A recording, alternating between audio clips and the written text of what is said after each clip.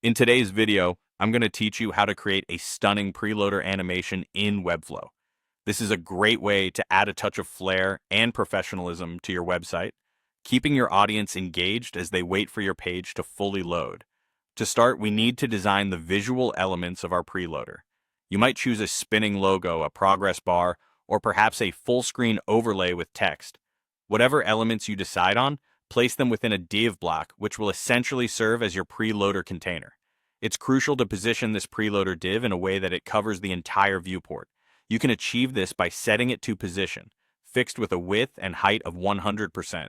Also, make sure that the preloader div is initially visible by setting its display to flex. Next, let's move on to setting up the page load trigger.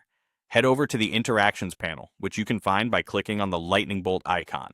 Here you'll see a plus sign next to Page Trigger. Click on that plus sign and choose Page Load from the drop-down menu. Once you're there, look for the option that says When Page Finishes Loading and select Start an Animation.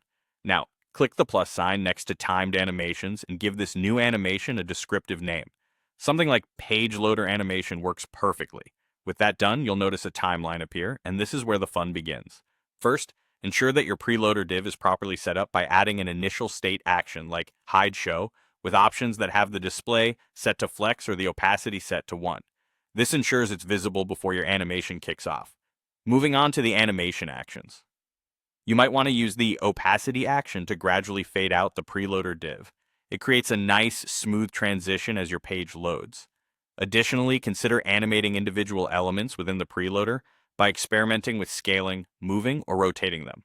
Finally, after the animation has run its course, add a Hide Show action to set the preloader div to display None. This effectively removes it from the layout, allowing users to view the page content seamlessly.